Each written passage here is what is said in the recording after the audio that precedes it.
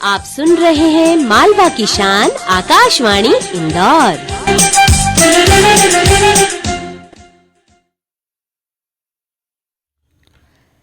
लीजिए प्रस्तुत है कार्यक्रम साहित्य की। इसके अंतर्गत आज आप सुन रहे हैं डॉक्टर गिरीश पंड्या का लघुकथा संकलन और व्यंग्य रचना।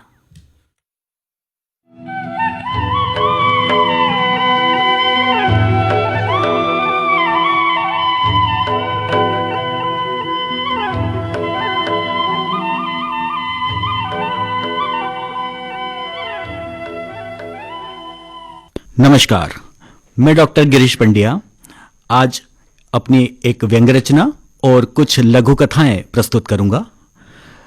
तो प्रस्तुत है मेरी व्यंग्य रचना जिसका शीर्षक है विशाल पौधारोपण फोटो सेशन। कि प्लास्टिक की बोतल में पानी पीते हुए वह मुझे बता रहे थे कि वह एक पर्यावरण प्रेमी है और वह पर्यावरण की बिगड़ती स्थिति के प्रति हमेशा चिंतित भी रहते हैं और बहुत दुखी भी रहते हैं।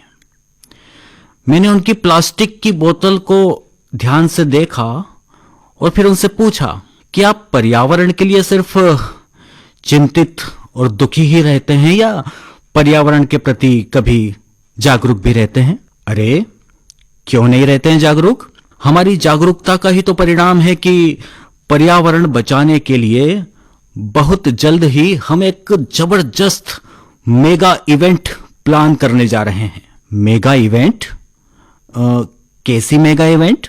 इस इवेंट के प्रमोशन पर ही हमने लाखों रुपए खर्च कर दिए हैं और आपको पता ही नहीं है कि हम एक विशाल पौधारोपण फोटो सेशन इवेंट करने जा रहे हैं। प्लास्टिक की बोतल से मुझे भी पानी पीने का ऑफर देते हुए उन्होंने इवेंट का नाम बताया। मैंने पानी बोतल का ऑफर ठुकराया और पूछा कि क्या क्या होगा इस विशाल पौधारोपण फोटो सेशन इवेंट में।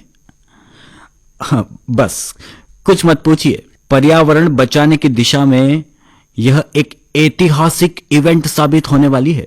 दरअसल हमारी सोसाइटी के भव्य परिसर में एक पौधा लगाया जाएगा। सिर्फ एक पौधा? अरे पूरा सुनिए तो सही। पौधा भले एक है किंतु इस पौधे को लगाने के लिए जो हमने भीड़ एकत्र की है उसको देखकर आप दांतों तले उंगली दबा लेंगे। इस पौधे को लगाने के लिए हमने बड़ी दूर से बड़ी भारी संख्या में लोगों को आमंत्रित किया है। सिर्फ एक पौधा लगाने के लिए इतने सारे लोग? देखिए, आप संख्या पर मत जाइए, जागरूकता कितनी बड़ी है इसको समझिए। दरअसल उस पौधे को लगाते समय अलग अलग एंगल से कई प्रकार के फोटोज लिए जाएंगे। ये फोटो हमारे सभी सोशल मीडिया प्लेटफॉर्म्स पर खूब वायरल किए जाएंगे। जैसे जैसे ये फोटो वायरल होंगे वैसे वैसे इस इवेंट का प्रमोशन होता चला जाएगा और जैसे जैसे यह प्रमोशन होता जाएगा वैसे वैसे ही पर्यावरण के प्रति समाज में अनाप शनाप जागरूकता आती जाएगी, जबरदस्त जागरूकता आती जाएगी, धुआंधार जागरूकता आती जाएगी। बहुत सारे पर्यायवाची जोड़ जोड़ कर जोश में उन्होंने मुझे बताया कि जब इवेंट से यह संसार रूपी सागर इतनी सारी जागरूकता से लबालब हो जाएगा तो उसके बाद फिर क्या होगा? फिर क्या? सभी जागरूक लोग हमारे सोशल मीडिया पर हमारी इस पहल की प्रशंसा करते हुए भारी संख्या में कमेंट्स करेंगे, लाइक्स करेंगे, बड़ी संख्या में हमारी पोस्ट को शेयर करेंगे। सोशल मीडिया पर हर कोई पर्यावरण बचाने की बातें करते हुए नजर आएंगे। कि सोशल मीडिया पर सिर्फ पर्यावरण बचाने की बातों से तो काम नहीं चलेगा ना। आखिर पर्यावरण बचेगा कैसे? अब देखिए, जागरूकता लाना सबसे कठिन काम होता है, वो तो हम लेकर आ जाएंगे। अब जागरूकता लाने के बाद यदि पर्यावरण भी हम ही बचाने लगें तो फिर दूसरी संस्थाएं और सरकारें क्या करेगी? उसकी बात सुनकर मेरे पैरों तले वाली जो जमीन का हिस्सा था उसका ग्लोबल वार्मिंग और ज्यादा बढ़ गया। कुछ गुंजाइश थी कि नहीं ये तो पता नहीं, फिर भी सुधार करने के उद्देश्य से मैंने एक राय तो दे ही थी कि जब आप भारी संख्या में लोग बुला ही रहे हैं तो सभी से एक एक पौधा क्यों नहीं लगवा लेते हैं। देखिए, आप छोटा कभी मत सोचिए। सोसाइटी में मिलकर 200-300 पौधे लगा भी दिए तो क्या पूरे विश्व का पर्यावरण एक झटके में सुधर जाएगा? नहीं ना। उसके लिए तो पूरे विश्व में जागरूकता की आवश्यकता है। और पूरे विश्व में फैलकर जागरूक कौन कर सकता है? फोटो, सिर्फ हमारे फोटो। अब आप मुझे बताइए कि पौधे महत्वपूर्ण है या पौधारोपण का फोटो? उसने उल्टा मुझे ही प्रश्न दाग दिया। मैं सोच रहा था कि लोग अपनी बात को सही सिद्ध करने के लिए इतना आत्मविश्वास लाते कैसे हैं। अच्छा, तो आप इस भव्य फोटो सेशन को मैनेज कैसे करेंगे? मैंने भी धैर्य पकड़ कर रखा और फिर से प्रश्न पूछा। देखिए, पौधारोपण तो सिर्फ मुख्य अतिथि के कर कमलों से होगा और बाकी लोग अतिथि महोदय के कर कमलों को स्पर्श कर फोटो में भागीदारी कर सकेंगे। और उसके बाद भी बचे हुए लोग जो अतिथि महोदय के कर कमलों तक नहीं पहुंच पा रहे हैं, वह अपनी जगह पर खड़े रहकर सिर्फ मुस्कुराते हुए इस फोटो में सम्मिलित होने के पात्र होंगे। नन्हे मुन्ने बच्चे नीचे बिछाई गई दरी पर बैठकर इस फोटो सेशन में अपनी आहुति दे सकते हैं और बुजुर्ग लोगों के लिए कुर्सी पर बैठकर फोटो खिंचवाने की सुविधा उपलब्ध रहेगी। वाह, बहुत व्यापक स्तर पर प्रबंध किए हैं आपने तो इस फोटो सेशन इवेंट के लिए। वो तो करना ही पड़ते हैं, आखिर पर्यावरण के लिए इतना सोचता कौन है। उनका ऐसा कहते ही उनकी संस्था के लोग जोरदार तालियां बजाने से अपने आप को नहीं रोक पाए। तालियां बजाने वाले लोगों की कल्पना यही रही होगी कि जैसे ही फोटो सेशन के बाद फोटो वायरल होंगे, वैसे ही विश्व में जागरूकता आ जाएगी। जागरूकता आते ही लोग पौधे लगाने लगेंगे, पृथ्वी का तापमान कम हो जाएगा, पहाड़ कटना बंद हो जाएंगे, नदियां कल कल बहने लगेगी, जंगल सुरक्षित हो जाएंगे और हम सभी एक स्वच्छ पर्यावरण में श्वास लेने के लायक बन जाएंगे। मैं भी वहां से प्रस्थान कर ही गया, ये सोचते हुए कि यह एक विशाल पौधारोपण का फोटो सेशन था या सिर्फ पौधारोपण का एक विशाल फोटो सेशन था। यह थी मेरी व्यंग्य रचना और अब मैं प्रस्तुत कर रहा हूं अपनी कुछ लघु कथाएं। तो प्रस्तुत है मेरी पहली लघु कथा जिसका शीर्षक है सच्ची पूजा। वह हमेशा की तरह पूजा की थाली के साथ जल का लोटा हाथ में लेकर मंदिर के अंदर प्रवेश कर रही थी। अंतर इतना था कि रोज की तरह जल का लोटा आज जल से भरा नहीं था। मंदिर में रोज मिलने वाली सखियों में से किसी एक ने ध्यान दिलाते हुए टोका, अरे लोटे में जल तो भर लो, आज खाली लोटा चढ़ाने का इरादा है क्या?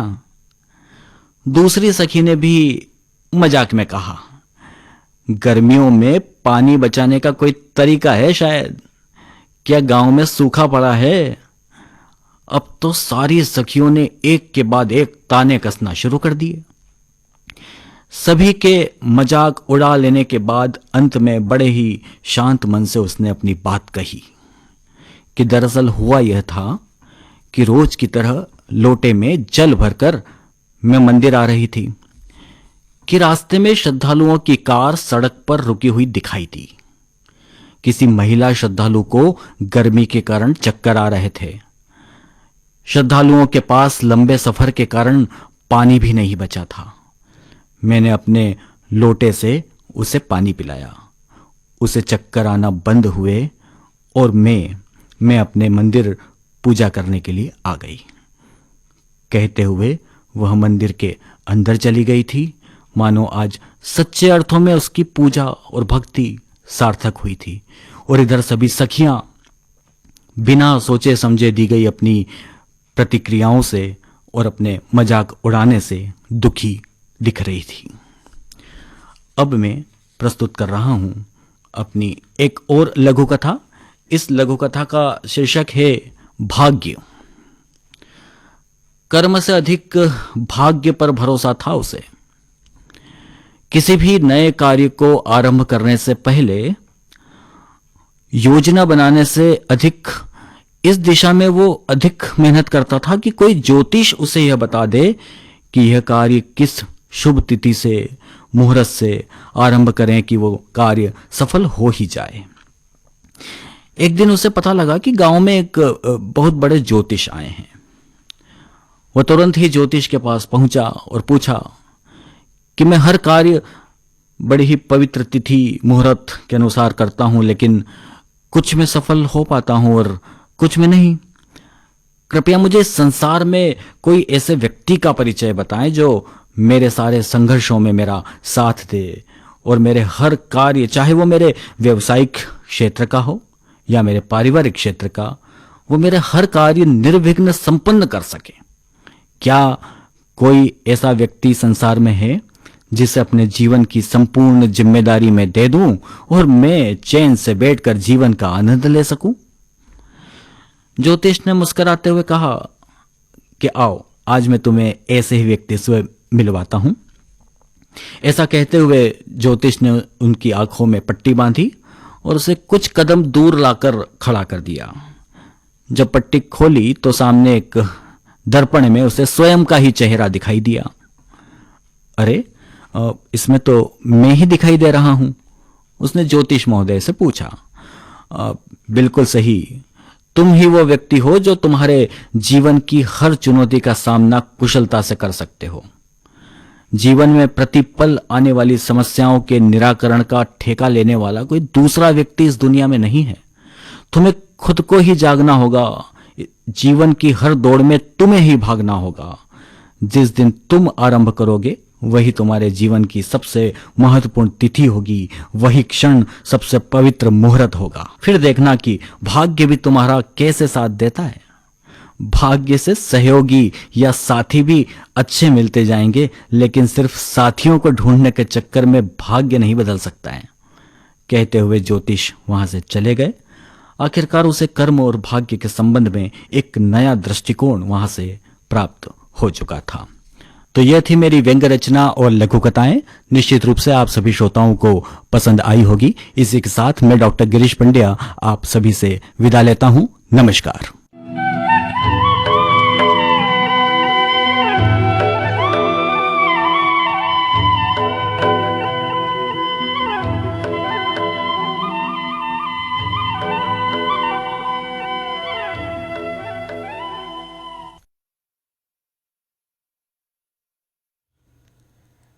साहित्य की कार्यक्रम के अंतर्गत आज आप सुन रहे थे डॉक्टर गिरीश पंड्या का लघु कथा संकलन और व्यंग्य रचना।